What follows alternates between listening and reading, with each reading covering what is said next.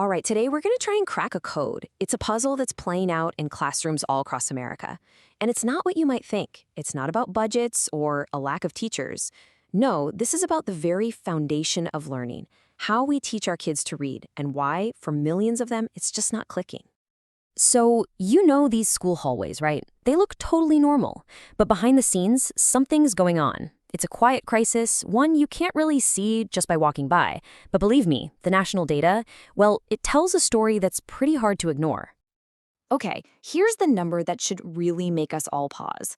Almost 40%. 40% of our fourth graders can't read at even a basic level.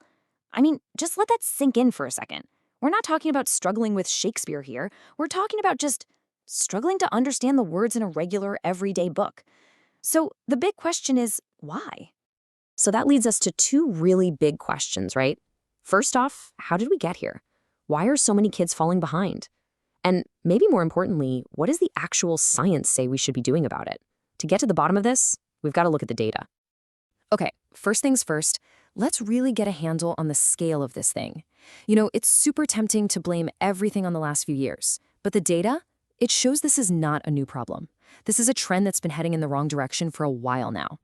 And I mean, the data here is just, wow, it's stark. So reading scores dropped 3 points during the pandemic years. Okay, that's bad. But then look, they dropped another 2 points since then. So this isn't some post-pandemic bounce back. We're actually digging a deeper hole. We're moving in the wrong direction. So you might be thinking, why are we so obsessed with this one number? Well, it's because, as Patrick Kelly from the National Assessment Governing Board says, reading is foundational. It's not just another class. It's literally the key that unlocks everything else. Science, history, you name it. Heck, you can't even solve a math word problem if you can't read it properly. All right, so if the problem is this obvious, why has it been so tough to fix? Well, a big part of the answer, it turns out, lies in this old idea, a myth, really, about how kids learn to read. And it's a myth that's done a lot of damage. For a long, long time, there was this really comforting idea in education. The thought was, hey, if a kid is struggling to read, don't worry about it. They're just a late bloomer. They'll catch up eventually. And, it sounds nice, right? It's a hopeful thought. But the research, it shows that this idea isn't just wrong, it's actually dangerous. So check this out. A landmark study back in 1988 put this whole idea to the test. Researchers followed kids from first grade to fourth grade. They just waited to see if the struggling readers would catch up. But you know what happened? They didn't. Not even close. The gap didn't just stay the same, it exploded. The kids who were struggling a little in first grade, by fourth grade, they were a whole 3 grade levels behind. They weren't blooming late, they were just being left in the dust. And this problem doesn't just magically fix itself after elementary school. Get this, a whopping 74% of kids who are poor readers in third grade are still poor readers in ninth grade. Think about that. Without help early on, this problem sticks with them. That whole wait and see idea, it's really more of a wait to fail strategy. Okay, but here's where the story takes a turn. Because while all of this was happening in our schools, scientists in other fields were busy cracking the code of how the brain learns to read. And the amazing thing is, we have decades of solid research that tells us exactly what works. So let's talk about the solution. And that solution is all based on something called the science of reading. Now, this isn't some new agey trend. It's a massive body of research built up over decades from fields like neuroscience and psychology. And what it all boils down to is this one crucial fact. Our brains aren't born knowing how to read.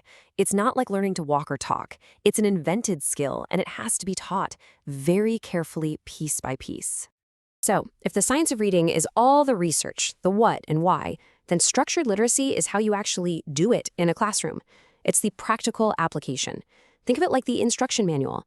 It's an approach that doesn't leave anything to chance. It's about teaching reading step by step, where every skill builds on the last one. So what does that actually look like? Well, imagine you're building a house. You have to start with a solid foundation, right? It's the same with reading. You start with the most basic building blocks. First, you teach kids just to hear the different sounds in a word. That's phonology.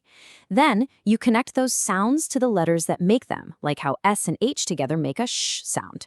After that, you build up to syllables, then to word parts, and then, finally, you put it all together to understand whole sentences. See? It's a logical, step-by-step process.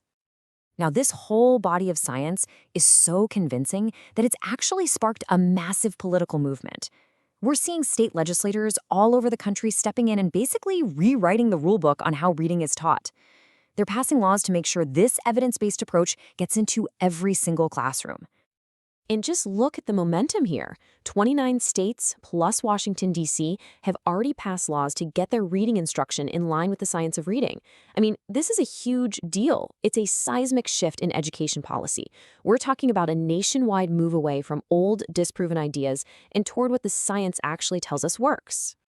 And it's not like they're just passing one little law and calling it a day. No way. States are coming at this from all sides. They're retraining current teachers, they're completely changing how colleges prepare new teachers, and they're even telling schools which textbooks and materials they have to use. They get it. To fix a problem this big, you need to attack it from every angle. But as you can probably guess, passing a law is one thing. Actually making it happen in thousands and thousands of classrooms, that is a whole different ballgame. The road ahead is, well, it's definitely not easy. And believe me, the debate is far from over. On one side, you have supporters who say these laws are absolutely necessary to make sure every kid, everywhere, gets taught using methods that are proven to work. But on the other side, critics are worried. They say the laws are too strict, that they focus too much on just phonics, and that they're being cooked up by policymakers who haven't been in a classroom in years. And the real-world hurdles? They're huge. Just look at North Carolina, for example.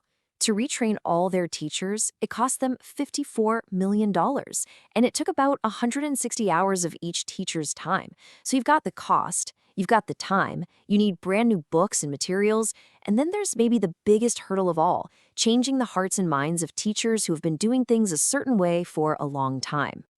Okay, but there's one more layer to this puzzle, and it's kind of hidden in the words we use.